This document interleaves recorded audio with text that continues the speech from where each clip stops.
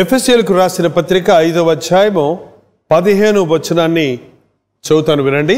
దినములు చెడ్డవి గనుక మీరు సమయమును పోనీయక సద్వినియోగము చేసుకొనుచు అజ్ఞానుల వలె కాక జ్ఞానుల వలె నడుచుకున్నట్లు జాగ్రత్తగా చూచుకొనుడి. దినములు చెడ్డవి గనుక, దినములు రోజులు చెడిపోతూ ఉన్నాయి. మానవుని హృదయము చెడిపోయినప్పటి నుండి అంతా చెడుగే. చెడిపోయిన మానవుడు వాతావరణాన్ని చెడగొడుతున్నాడు, తాను చెడగొట్టుకుంటున్నాడు, సముదాయాన్ని చెడగొడుతున్నాడు.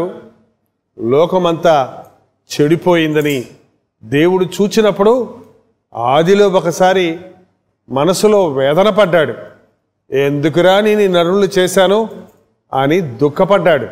మానవుని యొక్క ఆలోచన అంతా కూడా చెడ్డది అని చూసి దేవుడు బాధపడ్డాడు.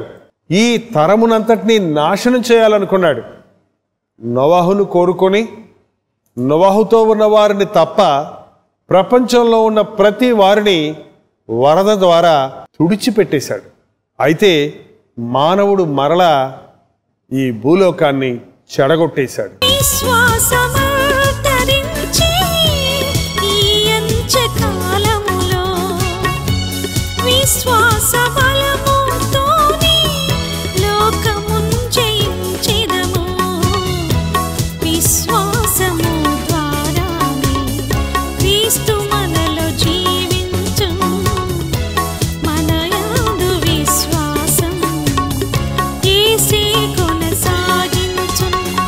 విశ్వాసమే మన విజయం, విశ్వాసమే మన బలము, విశ్వాసమే మన విజయం, విశ్వాసమే మన బలము.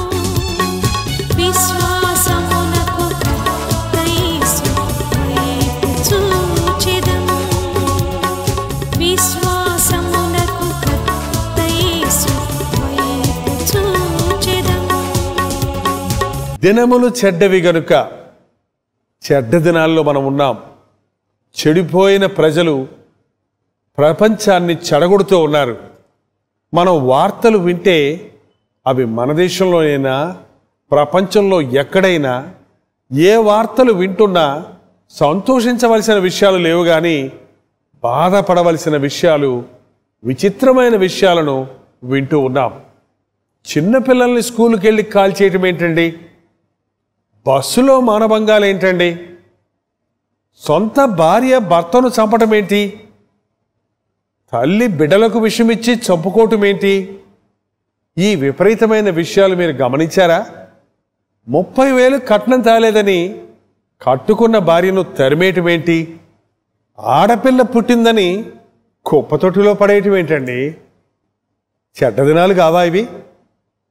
పెళ్ళైన తరువాత భార్యతో కాపురం చేయడానికి బదులు 2 బిడ్డలను కని నీవు నాకు నచ్చలేదు పో అంటమేంటి?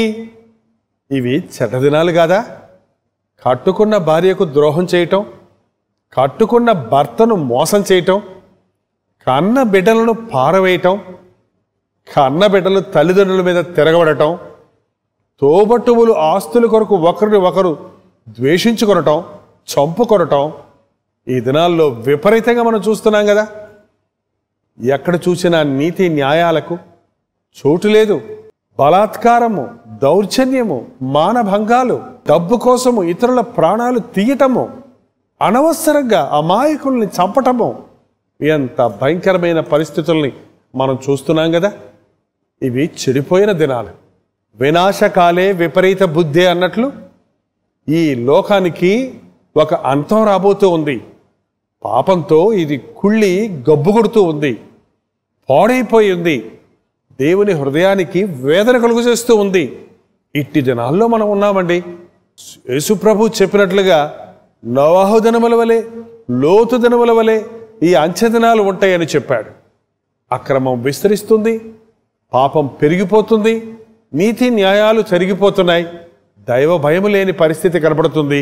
దేవునికి ఇవ్వవలసిన స్థలాన్ని మరి దేనికో ఇచ్చి తమ జీవితాలను నాశనం చేసుకుంటూ ఉన్నారు. ఇట్టి ప్రపంచంలో మనం ఉన్నాం, ఇట్టి రోజుల్లో మనం ఉన్నాం. కాబట్టి దేవుని వాక్యం సెలవిస్తుంది, దినములు చెడ్డవి గనుక సమయమును పోనీయక సద్వినియోగపరచుకోనండి. సమయాన్ని పోనివ్వటం ఏంటి? అది పోతూనే ఉంటుంది. మనం గడియారపు ముళ్ళును గట్టిగా పట్టుకున్నా సమయాన్ని మాత్రం ఆపలేమండి. ఇదిగో ఎంత త్వరితముగా క్షణములు, నిమిషములు, గంటలు, రోజులు, నెలలు, సంవత్సరములు గడిచిపోతున్నాయో చూసారా? ఎప్పుడైనా ఆగి ఆలోచిస్తున్నారా? మీ వయసు ఎంత? మీరు ఈ లోకంలో జన్మించి ఎన్ని సంవత్సరాలైంది? ఏం సాధించారు? ఎలా జీవిస్తున్నారు అన్నది ఎప్పుడన్నా గమనించారా? ఇంగ్లీష్ బైబిల్లో ఈ వచనం మరో విధంగా ఉంది. Be careful how you live అని ఉంది. నువ్వు ఎలా జీవిస్తున్నావో జాగ్రత్తగా చూసుకో అని రాయబడింది. ఓరకే తినటం, తాగటం, నిద్రపోవటం, లేవటమే మన బ్రతుక? లేక బ్రతుకులో మనం ఏమైనా సాధిస్తున్నామా? నిత్యత్వానికి అవసరమైన విషయాలను ఎరిగి ఆ రీతిగా జీవిస్తున్నామా అని మనల్ని మనం పరిశీలించుకోవాలి. ఈ లోకంలో సాతానుడు ఒక కొత్త పాట నేర్పించాడట. ఓ ప్రజలారా, లేవండి, తినండి, పనికెళ్ళండి, పండుకోండి, లేవండి, తినండి, పనికెళ్ళండి, పండుకోండి, లేవండి, తినండి, పనికెళ్ళండి, పడుకోండి, చచ్చిపోండి అని. ఏంటండి? ఒక రొటీన్గా పొద్దునే లేవటం, డ్యూటీలకు పోవటం, తినటం, తాగటం, పడుకోవటం, నిద్రపోవటం, లేవటం, అంతే జీవితం అనుకుంటున్నారు. ముమ్మరంగా రాత్రింబగళ్ళు కష్టపడి పనిచేసి ఏదో కొంత డబ్బు సంపాదించి, ఆస్తులు సంపాదించి అయిపోయింది అనుకుంటున్నారు. కానీ నీ జీవితంలో నీవు ఆనందిస్తున్నావా? దేవుని యందు సంతోషిస్తున్నావా? నీకిచ్చిన సమయమును ఏ రీతిగా సద్వినియోగపరుచుకుంటున్నావు? పరీక్షించుకోనండి. అనేకులు సమయాన్ని ఊరకే పోనిస్తూ ఉంటారు. ఒక వ్యక్తి 60 సంవత్సరాలు బ్రతికితే 20 సంవత్సరాలు నిద్రపోతున్నాడట. నిద్ర అవసరమే కానీ బ్రతుకంతా నిద్రపోవటమేనా? ఎప్పుడు చూసినా సోమరితనమేనా? ఎప్పుడు చూసినా నిద్రపోతేనా? చూడండి, మత్తు వదలండి. నిద్రించుచున్న నీవు లెమ్ము, క్రీస్తు నీ మీద ప్రకాశించును అని బైబిల్ తెలియజేస్తూ ఉంది. నిద్రమత్తులో నిర్లక్ష్యంగా సమయాన్ని వృధాపరుచుకుంటున్నావా? లేక ఒట్టి మాటలతో నీ సమయాన్ని వృధాపరుచుకుంటున్నావా? కొందరు ఎక్కువ మాట్లాడతారు, తక్కువ చేస్తారు. ఓ చిన్న పని చేయడానికి ఎన్నో మాటలు మాట్లాడి ఎంతో సమయాన్ని వృధాపరుస్తారు. చివరికి ఏమీ సాధించలేకపోతున్నారు. మీ జీవితం అలా ఉన్నదా? మాటలు మన సమయాన్ని తినేస్తాయండి. వట్టి మాటలు లేమిడికి మూలము అని బైబిల్లో చెప్పబడింది. ఎందుకలా మాట్లాడుతూనే ఉంటారు? ఇంతకుముందు ఆరు బయట మంచాలు వేసుకొని తెల్లవారులు మాట్లాడుకునేవారట. ఇంటింటికి వెళ్ళి కబుర్లు చెప్తూ ఆడవాళ్ళు ముచ్చటించుకుంటూ సమయాన్ని వృధాపరుచుకునేవారట.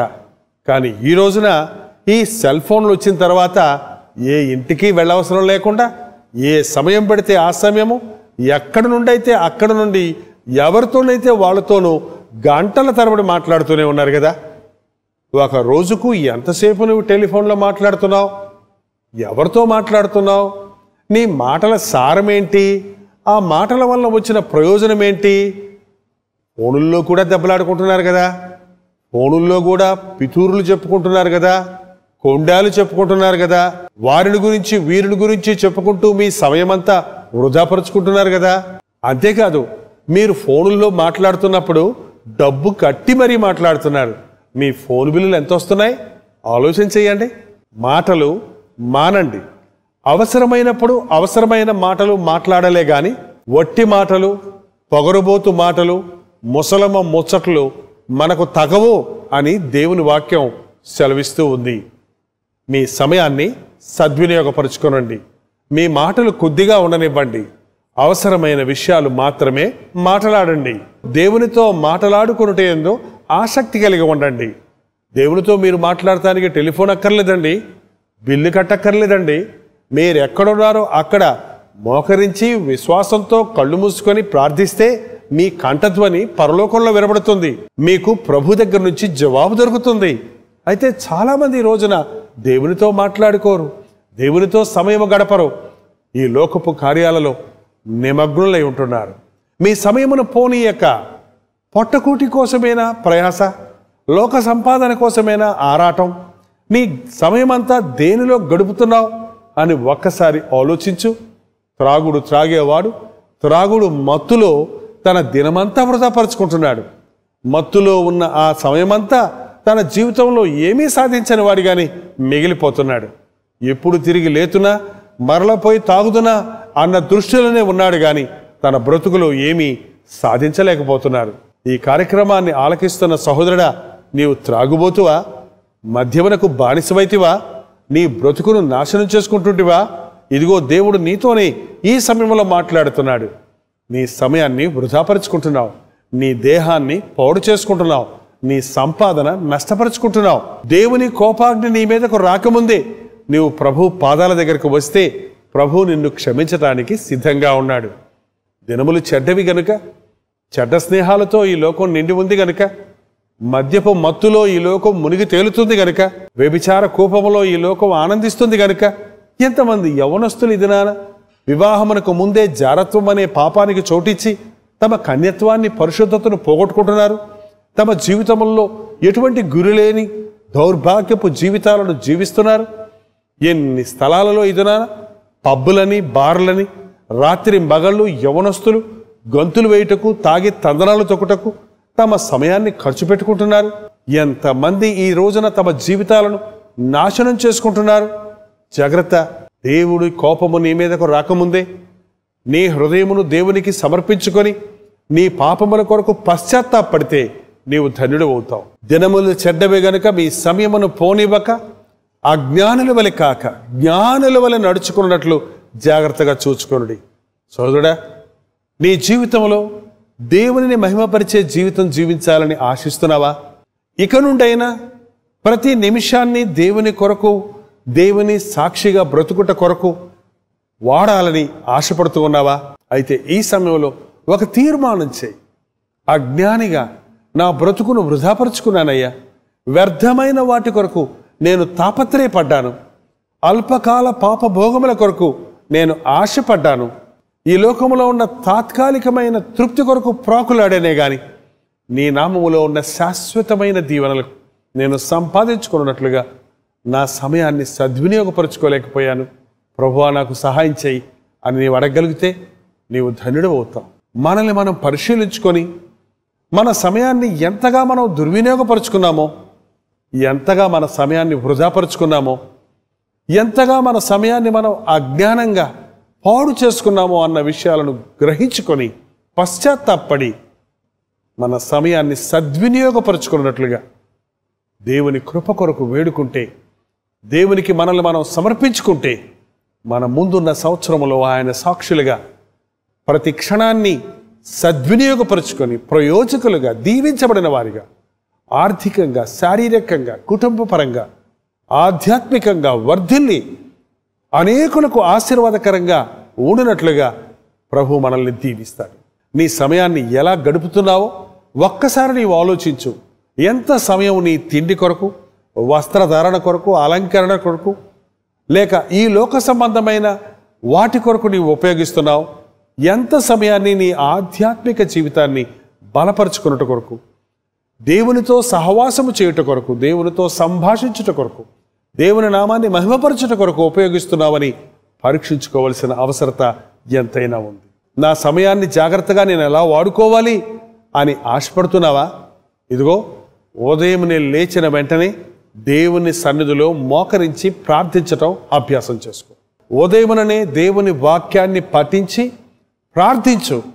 అప్పుడు ఆ రోజులో నీవు చేయు పనులన్నిటిలో దీవెన ఉండినట్లు, నీవు వెళ్ళు చోట్లంతా నీవు ఆశీర్వాదకరముగా ఉండినట్లు, నీవు చేసే పనంతా సఫలమవునట్లు ప్రభువు నిన్ను నడిపిస్తాడు. ఒక్క నిమిషం కూడా వేస్ట్ అవ్వకుండా, 2 సార్లు చేసే పని రాకుండా, నీవు చేసిన మొదటి ప్రయత్నంలోనే సక్సెస్ అవటానికి, ఫలించటానికి ప్రభు సాయం చేస్తాడు. నీ మొదటి సమయాన్ని దేవునికి ఇవ్వు. ఆ తర్వాత నీ శరీరానికి అవసరమైన ఆహారాన్ని, శుభ్రత విషయమై కొంత సమయాన్ని ఖర్చు పెట్టు. ఆ తరువాత నీవు చేసే ఉద్యోగములు, లేక వృత్తిలో, లేక చదువులో నీ మనసు పెట్టి నీ సమయాన్ని ఉపయోగించి కష్టపడి నీ పాఠాలు చదువు. నీ ఉద్యోగస్తులవైతే నీ డిపార్ట్మెంట్లో నువ్వు కష్టపడి పనిచేయి. నీవు ఒకవేళ ఒక వృత్తి చేస్తుంటే ఆ వృత్తిలో ప్రవీణతను సంపాదించుకో. మనసు పెట్టి కష్టపడి నమ్మకంగా పనిచేయి. నీవు తిరిగి ఇంటికి వచ్చినప్పుడు నీ భార్య బిడ్డలతో సమయాన్ని గడుపు, నీ కుటుంబంతో సమయాన్ని గడుపు. కుటుంబ ప్రార్థనని ఇంట్లో జరిగినట్లుగా చూసుకో. బిడ్డలతో కలిసి ఆనందించడానికి, బిడ్డలతో మాట్లాడుకోవడానికి, వారికి దేవుని మాటలు చెప్పడానికి నీ సమయాన్ని సద్వినియోగపరుచుకో. ప్రభు సన్నిధిలో మొరపెట్టి ప్రార్థనతో పడకకు వెళ్ళు. ఉదయం లేచినప్పుడు సంతోషంతో దేవుణ్ణి స్తుతించగలుగుతావు. ఆ మరుసటి దినమంతా దేవుని కొరకు జీవించగలుగుతావు. నీ బ్రతుకంతా దేవుని సాక్షిగా బ్రతికి దేవుడు నీ ద్వారా ఆశించిన కార్యాలన్నీ నీవు నెరవేర్చగలుగుతావు. నీవు క్రమపరుచుకో, నీ సమయాన్ని సద్వినియోగపరుచుకో. అప్పుడు నీవు ధన్యుడు అవుతావు. మనకు ఒకే ఒక జీవితం ఇవ్వబడింది, అది త్వరలో గతించిపోతుంది కనుక ఆ జీవితాన్ని మనం సంపూర్ణంగా జీవిద్దాం, పరిపూర్ణంగా జీవిద్దాం. మనం ఆ జీవితంలోని మాధుర్యాన్ని అనుభవిద్దాం. మన ద్వారా దేవుని యొక్క ప్రేమను ఇతరులకు పంచిద్దాం. మనకు అప్పచెప్పిన కుటుంబ బాధ్యతలను, ఉద్యోగ బాధ్యతలను, మనం ఈ లోకంలో చేయవలసిన విధులను దేవుని చిత్తములో నెరవేర్చినట్లుగా ఆయన కృప కొరకు వేడుకొని ఎప్పటికప్పుడు ఆయన చిత్తంలో ముందుకు సాగుదాం. అప్పుడు మనం ధన్యులమవుతాం. అజ్ఞానుల వలె కాక జ్ఞానుల వలె సమయాన్ని సద్వినియోగపరుచుకుందాం. దినములు చెడ్డవి గనుక సమయాన్ని పోనివ్వక ప్రతి నిమిషమును సద్వినియోగపరుచుకొని మన దేవునిని మహిమపరుద్దాం. ఈ నూతన సంవత్సరంలో దేవునిని మహిమపరచునట్లుగా మన సమయాన్ని సద్వినియోగపరుచుకున్నట్టుకు ప్రభు మనకు సహాయము చేయనుగాక. ప్రార్థన. పరిశుద్ధుడ, ప్రేమగల తండ్రి, ఈ సమయంలో నీ పాదముల చెంత చేరి నీ కృప కొరకు వేడుకుంటున్నామయ్యా. భయంకరమైన చెడ్డ దినాలలో మేమున్నామని, ఎటు చూచినా మోసము, అన్యాయము, దౌర్జన్యము, పాపముతో నిండిపోయిన ఈ లోకములో నీ సాక్షులుగా మేము బ్రతుకున్నట్లు, మా సమయాన్ని సద్వినియోగపరుచుకున్నట్లు మా ఒక్కొక్కరికి నీ సహాయం చేయి నాయన. ఎంతోమంది తమ సమయాన్ని వృధాపరుచుకుంటూ అజ్ఞానుల వలె జీవిస్తున్న ఈ లోకంలో అట్టి వారిని బోలె మేము జీవించక, యేసుక్రీస్తు నామమునందు విశ్వాసముంచిన మేము యేసు వైపు చూచుచూ మా ముందున్న పందెములో ఓపికతో పరిగెత్తుటకు, ఈ లోక మాలిన్యము మాకంటకుండా మా నోటిని అదుపులో ఉంచుకొనుటకు, మా సమయాన్ని సద్వినియోగపరుచుకుంటకు, కీడుగా కనబడు దానికి దూరముగా ఉండుటకు మా ఒక్కొక్కరికి నీ సహాయము చేయి నాయన. ఈ లోకము దాని ఆశ గతించిపోతుందని, నీ ఉగ్రత ఈ లోకానికి రాబోతుందని, సమయము సంకుచితమై ఉందని గుర్తించి మా సమయమును సద్వినియోగపరుచుకొని మా ఆధ్యాత్మిక జీవితమును బలపరుచుకొనుటకు, ఈ ఆత్మ సత్యములను, క్రీస్తు సువార్తను మా చుట్టూన్న వారికి ప్రకటించుటకు మా ఒక్కొక్కరికి నీ సహాయము చేయము. ఇప్పటికే మా జీవితంలో ఎన్నో సంవత్సరములు గతించిపోయి ఉన్నవి. ఎంత సమయాన్ని మేము వృధాపరుచుకున్నామో, ఎన్ని అవకాశాలను మేము పాడు చేసుకున్నామో ఒక్కసారి మేము గ్రహించుకొని మా తప్పుల కొరకు నీ సన్నిధిలో పశ్చాత్తాపడి ఇక మీదట నీ సాక్షిగా బ్రతుకుటకు, ప్రతి క్షణమును సద్వినియోగపరుచుకొని నీ సాక్షులుగా జీవించుటకు ఒక తీర్మానము చేసుకున్నటకు మా ఒక్కొక్కరికి నీ సహాయము చేయమని, మా అజ్ఞానం వల్ల తెచ్చుకున్న వ్యాధుల నుండి, మా అజ్ఞానం వల్ల తెచ్చుకున్న దురలవాటుల నుండి, అనేక విధములైన సమస్యలు, చిక్కుల నుండి మమ్మల్ని విడిపించుము నాయన. నూతన ప్రారంభమును మేము కలిగి నీ సాక్షులుగా జీవించుటకు ఈ నూతన సంవత్సరంలో మా ఒక్కొక్కరికి నీ సహాయము చేయమని యేసు క్రీస్తు నామములో అడుగుచున్నాను తండ్రి. ఆమేన్.